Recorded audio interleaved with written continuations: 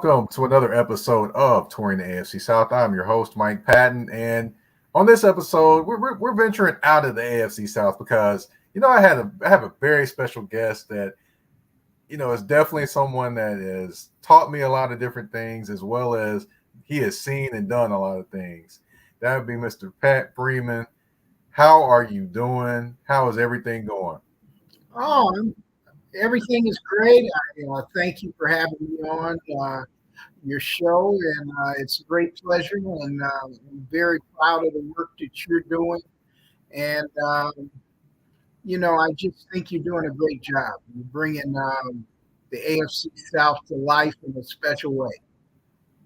I appreciate it. I appreciate it. And of course, I didn't mention, of course, you are a veteran NFL reporter, radio guy, and also a man that has seen many, many Super Bowls. We're going to get into that a little bit later into the show. But of course, starting off the show, I do have to get off your chest segment. Usually it's something either I'm frustrated about or something I want to bring to light. And, I didn't really have one to kind of start this episode until maybe about a couple hours ago. And I was reading about Caleb Williams. Now, for those that aren't aware, he is the quarterback from USC that plenty said would be the starting quarterback last year. Well, of course, this year they didn't do quite as well as everyone thought they would do. Then you got people complaining about him showing emotions and, crying, things like that. Then you have people complaining about, oh, he's trying to say he doesn't want to go to this team, that team, the other, whatever.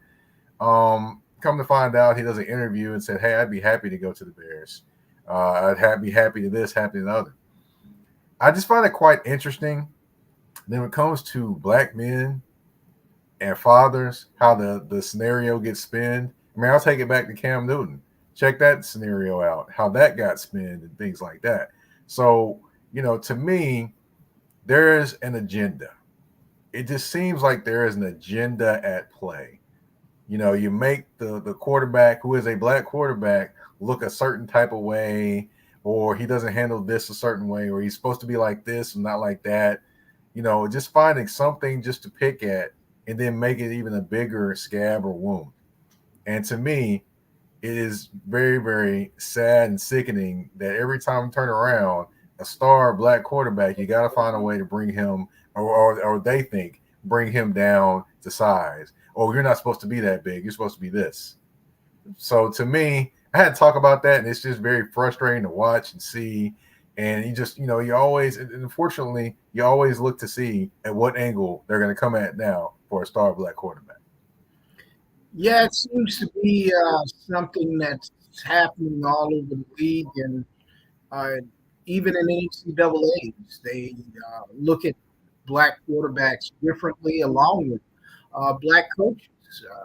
This is something Fritz Pollard Alliance has been on top of for a lot of years, and you're seeing more and more black quarterbacks. Almost half the starters in the league now are black quarterbacks, and we're showing that this is just a position of opportunity, and we were not given the opportunity in years past, and now the opportunities are there, and with social media and everything else, you're hearing more and more rumors and personal innuendos with black quarterbacks that you don't always see, but they've got to persevere. Now, when you're in these positions of high demand, and the quarterback position is probably one of the highest ranked positions in sports, it's just good to see that many black quarterbacks getting the opportunity.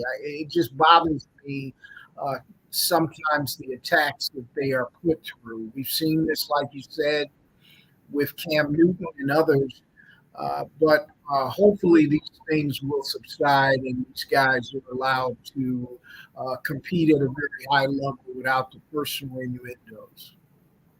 Yeah, I'm hoping so. But, of course, even a quarterback that some people will like to call corny, Russell Wilson, he had to persevere through a coach that really didn't want him there and told him he needed to change, organization that told him he needed to change his injury guarantees or they were going to bench him. I don't think I've ever heard of a quarterback being told You got to change your injury guarantees, or we're going to bench you.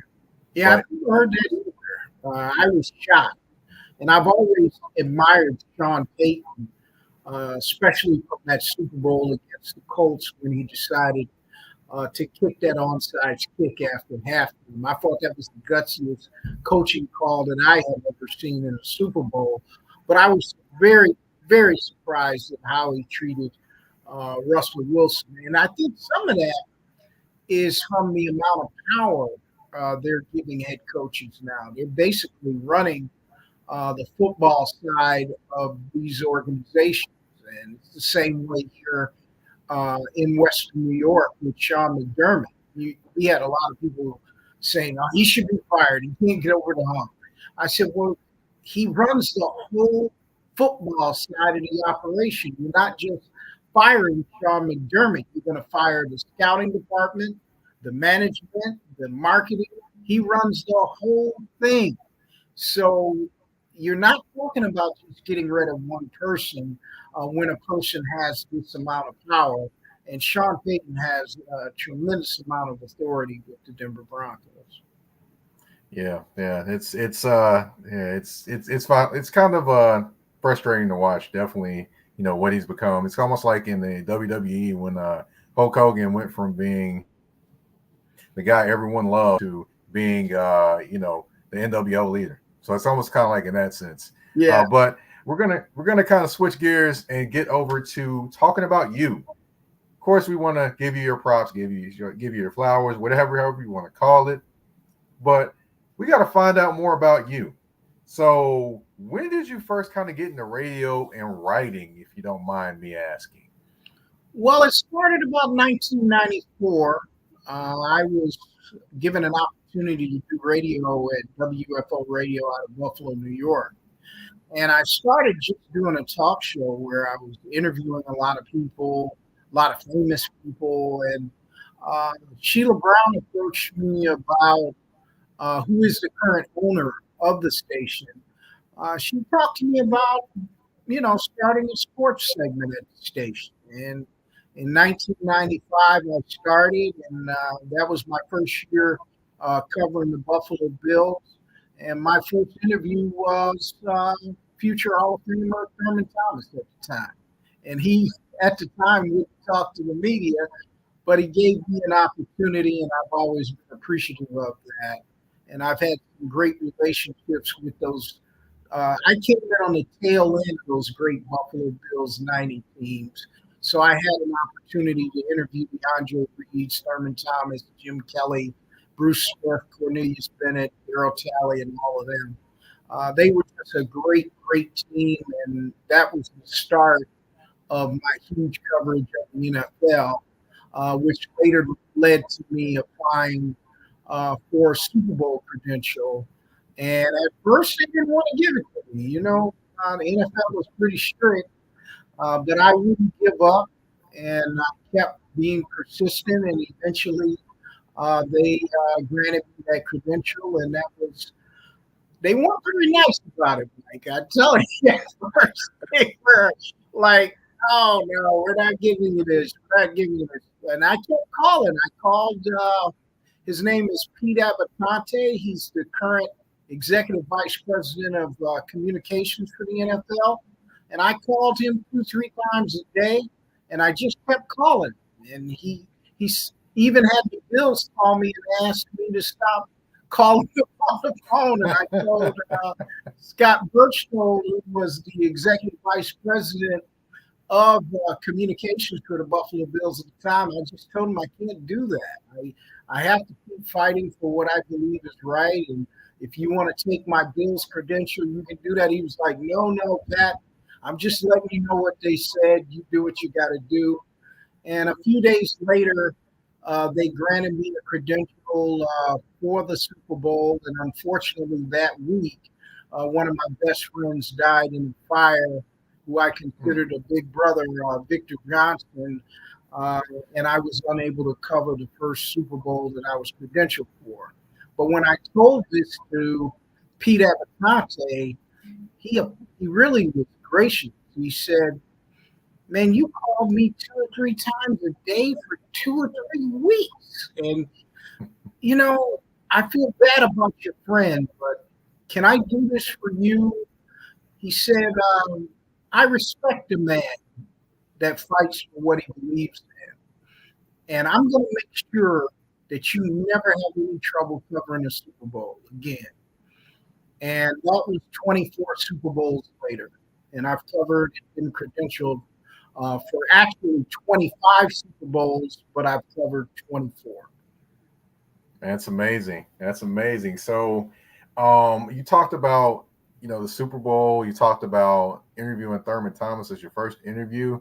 Would you consider that kind of your first break, or would you say something else was like your first big break in the business? Well, I consider um, I kind of jumped into radio and writing at the same time. And one of my elders, Ted Kirkland, who has since retired from media, and Dr. Eva Doyle, they gave me the best advice that I could ever get at the beginning. Ted Kirkland told me to make sure you're right. Eva Doyle told me to make sure you're consistent. And that was close to 30 years ago. And I think I tried to listen to them. But along the way, I met good people like Mike Patton. And I said, hey, you can write. You need to be a member of the Pro Football Writers of America. And last I checked, you are a member in good standing. And I've tried to spread the cement of this industry to others like you. So the more of us, the better. And let's bring some distinguishedness and color to the spectrum of these Super Bowls and big events. Right, right. And I do have to talk about that. Like you've been, like you mentioned, to 24 Super Bowls. You are a industry veteran, but you always are giving advice and giving back to those that are coming up. What kind of inspired you to give back, and kind of what has been one of the biggest lessons that you've learned in giving back? Well, I think the greatest compliment that in this industry or in any field is people that respect you. And I think you have to earn that respect. And that's why I've always reached out to people like yourself. Hey, let's bring you in. I want you to be better than me. And that has always been the attitude. Raphael Haynes with 3 point conversion. They have literally taken over Radio Row. They have one of the best interview systems going. Those are guys that I appreciate all of you. And if there's a kind word along the way that you can say about me that I've helped you or inspired you, I think that's the greatest compliment that you can have in any field is those that are younger than you or young into the field that you've tried to help. And so many instances, this is not occurring. Nobody really helped me. And I felt that I had to get through that maze. You covered a couple of Super Bowls. You know, it can be a bit intimidating if you don't know exactly what's going on. And I made a promise to myself that if I could help somebody avoid what I went through, that's been my mission. And I think last year, uh, I got more than 7 or 8 individuals into the Pro Football Writers of America, and I keep telling them, keep growing big, keep doing what you're doing, keep at it. Because if you don't do what you're doing, Mike Patton, somebody else will. Point taken. Point taken. I want to, of course, take this moment to thank you just for all the wisdom, all the just all the pushes. You might not have said it, but I felt it in terms of the pushes and in terms of doing different things. I want to say that I greatly appreciate you. But of course, we do have to take a quick commercial break. But when we come back, we are going to talk about your new book, Maximizing the Game. Definitely can't wait to talk about that. We'll talk about that and more after the commercial break. You're on Tour in the AFC South with your host, Mike Patton. A shift. A shift is something that happens and changes the dynamics. And that's what happened when Garrett Logistics was born. After 10 years as a sales pro in the logistics world of sporting goods, John Garrett decided to pivot to the world of freight and start a brokerage. So you're saying to yourself, why trust Garrett Logistics? Well, Garrett Logistics helps shippers improve overall workflow, along with increased on-time pickup and delivery percentages. Last-minute loads, multi-drop pickups, and more are part of the services with Garrett Logistics. They're available Monday through Friday, 7 a.m. to 6 p.m., and Saturday, 8 a.m. to 12 p.m., all times Central Standard Time. So give them a ring at 615-400-8484. That's 615-400-8484, or you can email them at john@garrettlogistics.co or visit their website at garrettlogistics.co. Garrett Logistics, where the motto is, it's not just freight to us, it's your business.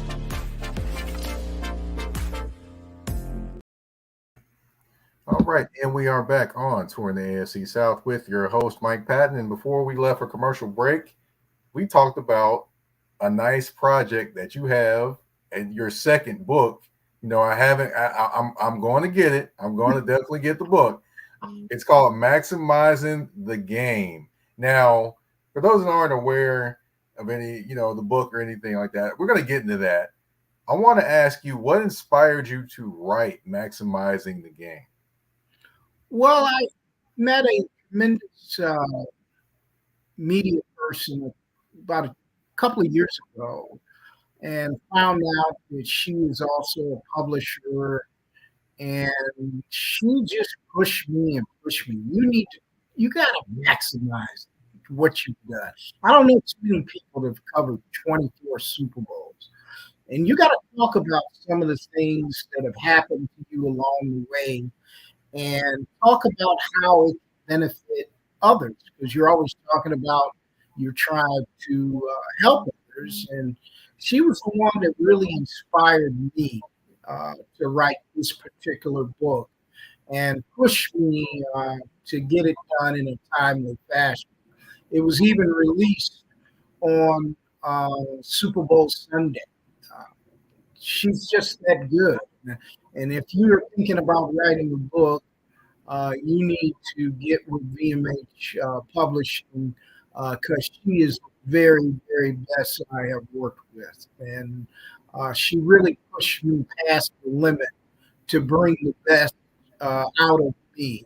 And you need those type of people in this industry sometimes to motivate you to do the things that you need to get done. And that's a book that I've been working on for the longest. But when I met her, she just literally demanded, I need 4 chapters now. Get it done.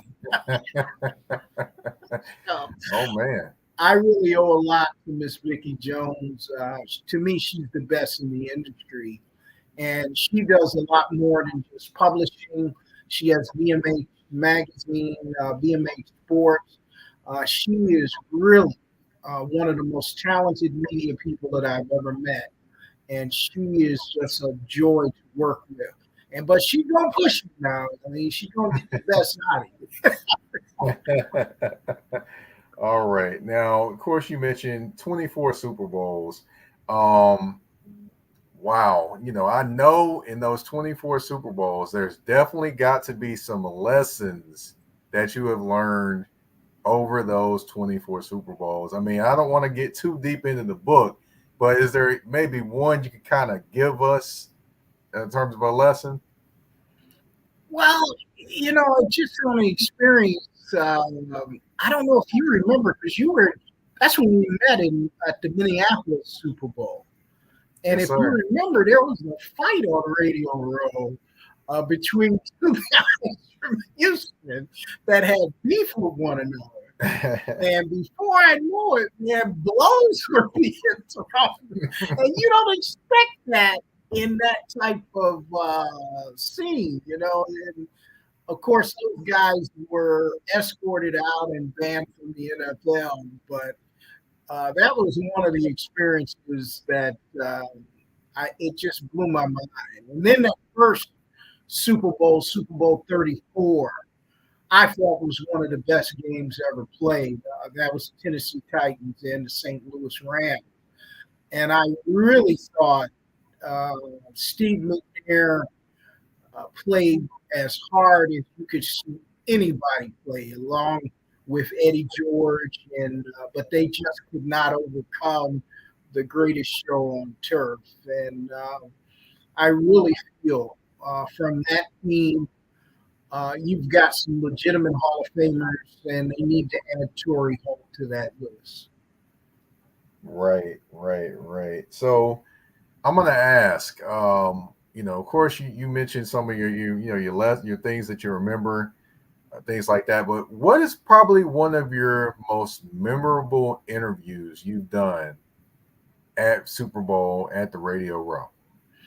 I would say it was Mike Tomlin because getting the winning head coaches, that's a challenge. And we were in Tampa, and I you know, kept going out there trying to get his attention, and I kept getting beat down. But all of a sudden, Mike Tomlin, he just turned and said, "I need to answer this question from this brother right here." Like, oh, he's talking about me. And the question left my head, right? So I had to come up with something real quick. But I've never forgotten how he did that. And every time I see him, I always greet him with the utmost respect. I think he's one of the greatest coaches in the history of this league. And I think what he's done in Pittsburgh is going to earn him a call to Canton, Ohio. I can definitely second and third that because Mike Tomlin, aka Omar Epps II, definitely can coach some football. He can definitely coach some football. And I hear all the Pittsburgh fans talking about, oh, well, he's got all these winning records, but he's never won anything in the playoffs. I'm like, look, that coach right there is the MacGyver of NFL coaches. If you look at that staff, I mean, that's not the staff, but the players. Name me maybe five players on that offense or five players on the defense. I don't think you can go that far into doing that. Maybe three, but you ain't naming 5 or 6. No. So, and to me, in all the injuries, the quarterback issues they had, pulling Mason Rudolph to be the quarterback, and I'm like, okay, he's doing all these things. He made Mason Rudolph look like somebody. And I'm like, that's the same guy that got beat over the head with a helmet by Myles Garrett, a while back. But, it's just all these different things. And he makes this team still look like a team that is ready to make a playoff run, even after some of the bad performances. Right. But yet you still think you're going to get a better coach than Mike Tomlin. I just, every time someone says that, I'm like, who you replacing him with? Right. Who's going to give you a chance to win every single game that he coaches? I don't think you're going to find another Mike Tomlin. Absolutely. And I think management did him a serious injustice by keeping Ben Roethlisberger maybe 2 or 3 years too long. Ben was in bad shape towards the end. And those are decisions by management. And they really kept Ben just a little bit too long. And I think that hurt Mike Tomlin in not being able to develop the adequate replacement in good time. Right. Man, hearing about these Super Bowl stories and hearing about, it said Vicki Jones was her name?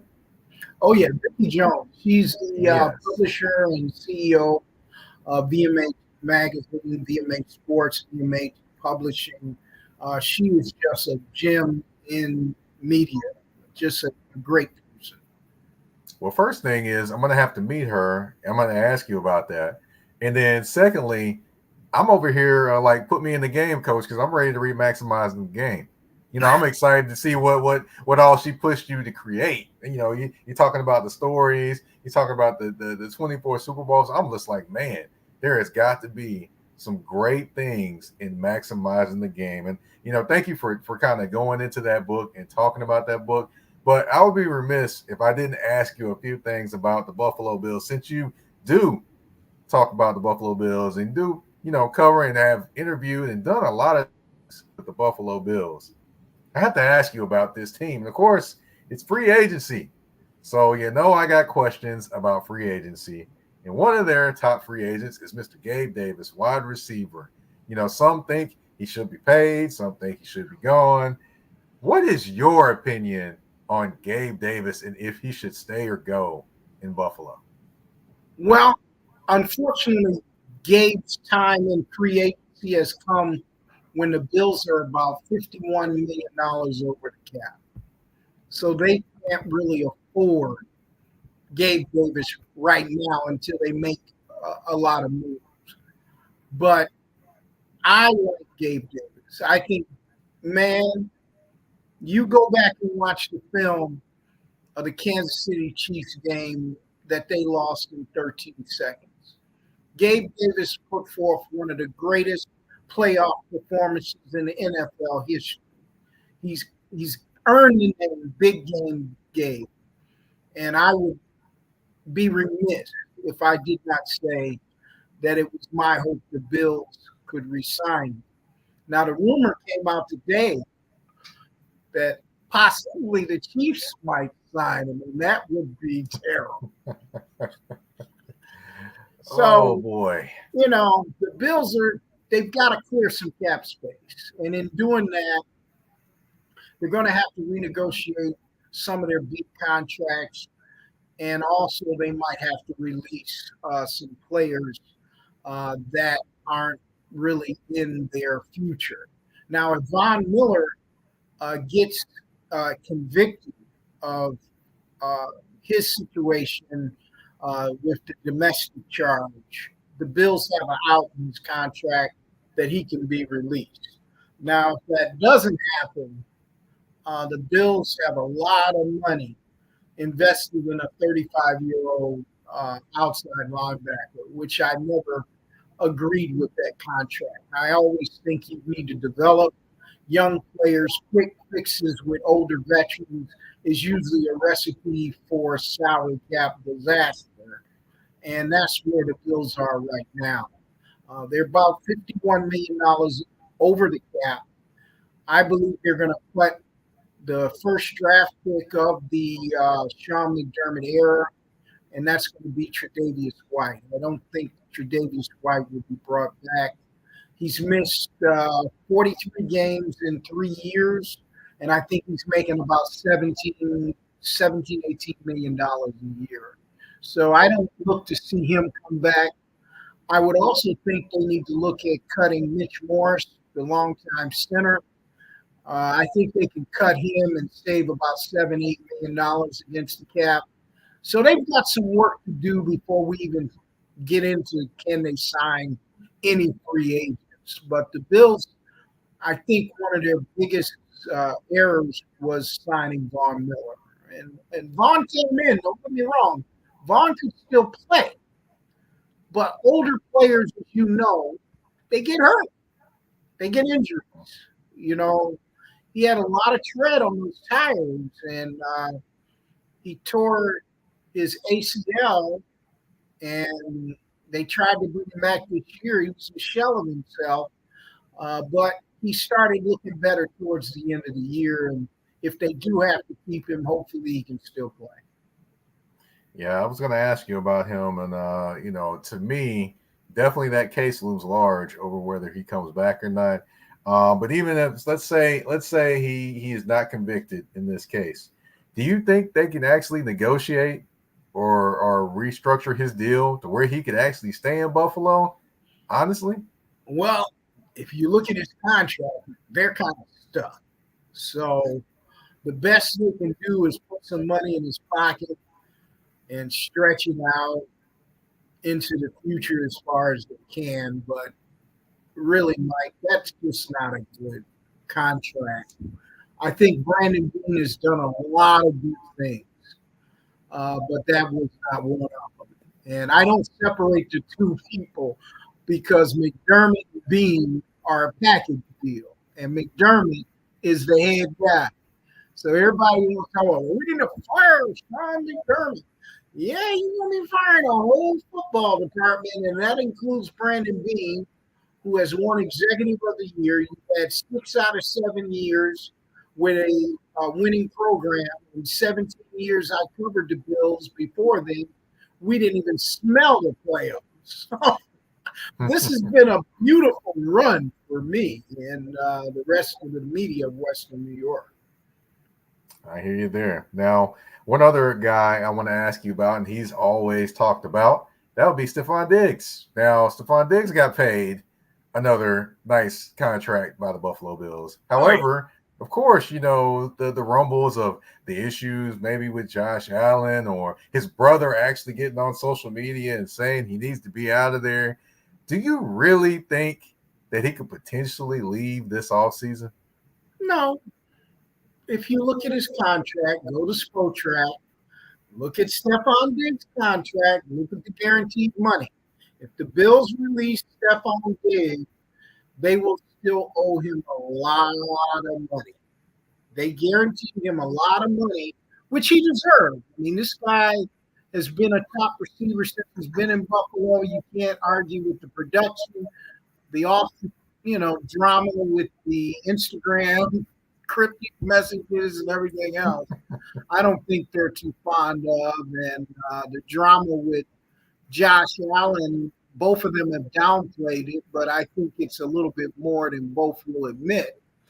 But the guy is a great player. He's not being used very well.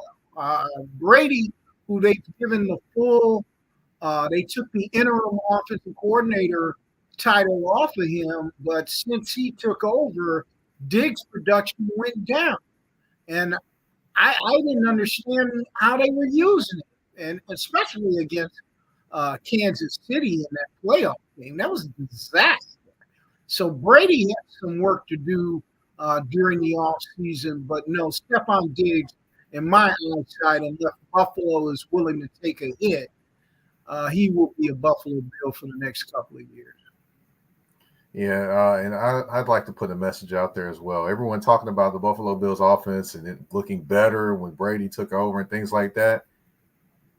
I'm not sold on Brady as the offensive coordinator, nor was I ever sold on him being the interim offensive coordinator. Sure, they committed to run the football more, which they haven't done in years. Right. However, you still have to incorporate your best players. And to me, it also looked like Kincaid took over for Knox at tight end, and you're gonna need both of those tight ends if you're going to make a run.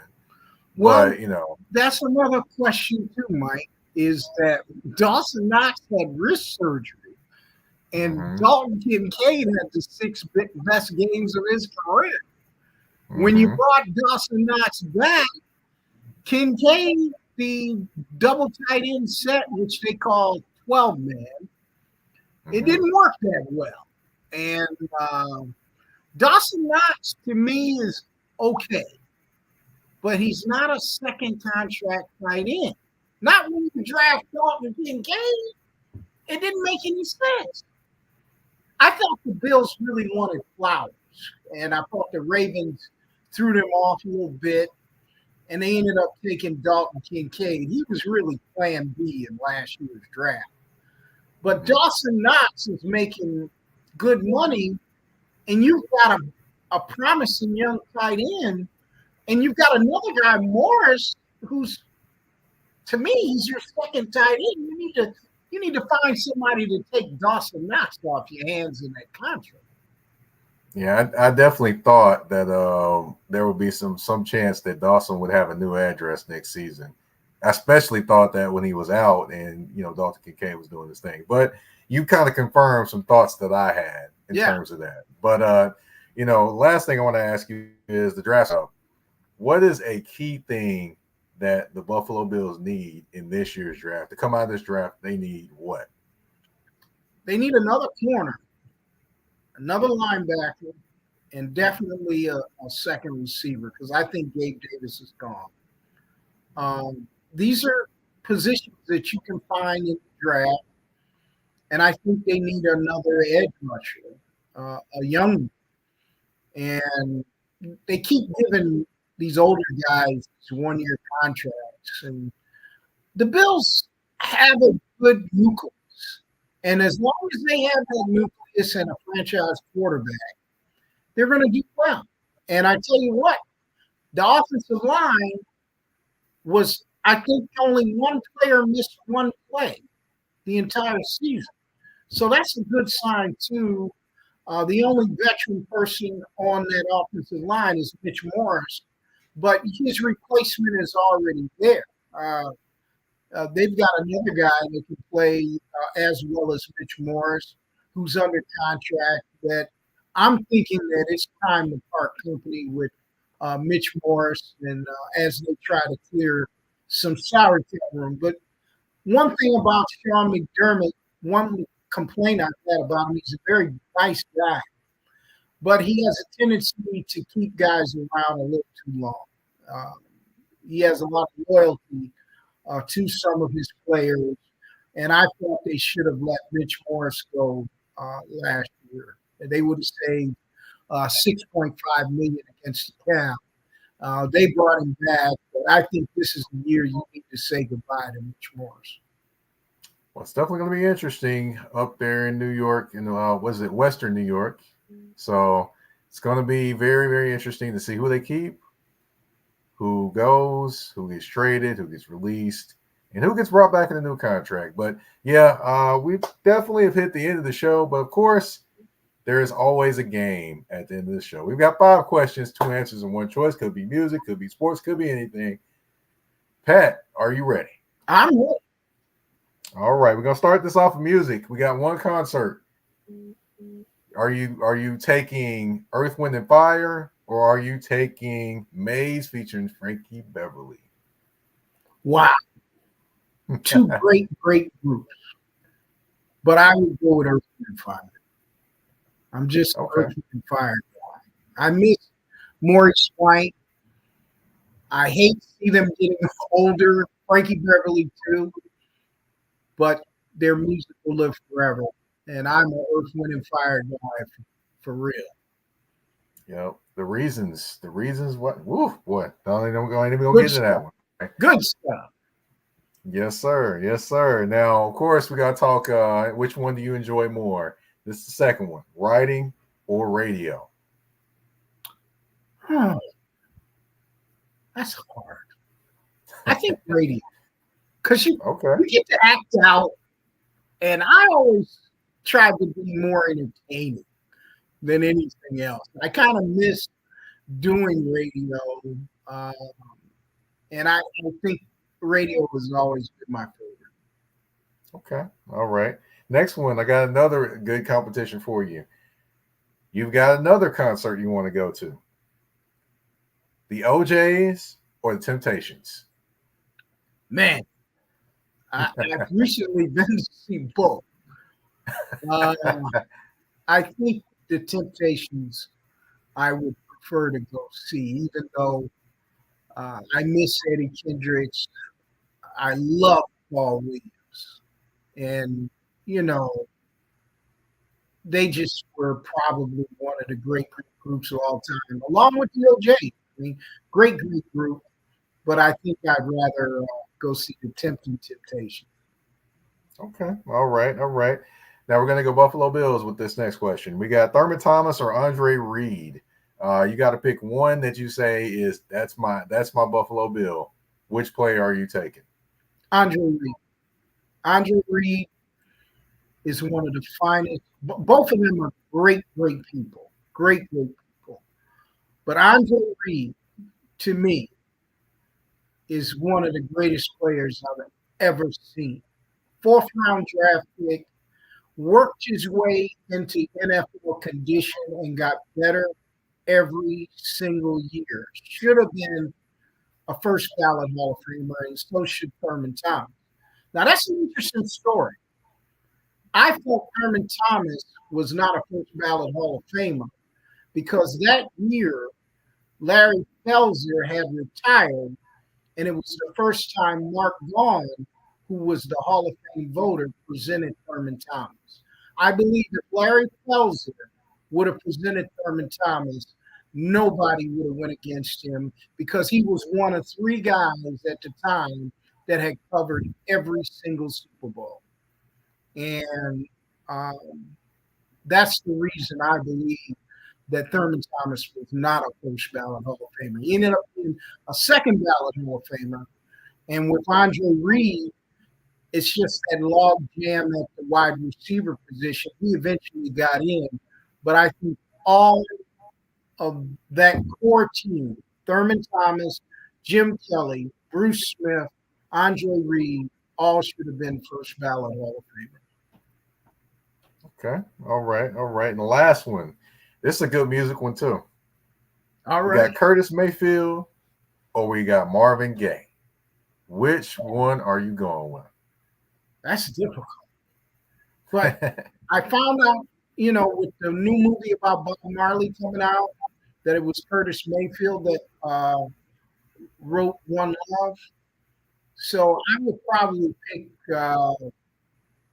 Curtis Mayfield, and he wrote some great music, and his soundtrack of Superfly was just memorable. Yes, So I would. definitely. Both of them are great, and because of the diversity of Curtis Mayfield and some of the music he wrote, I would probably say Curtis Mayfield. Well, Curtis Mayfield never put out a bad song. Ever. Ever, ever, ever. So, I still don't think he gets the respect he deserves. No. He doesn't at all. But hey, it's 5 questions, 2 answers, and 1 choice.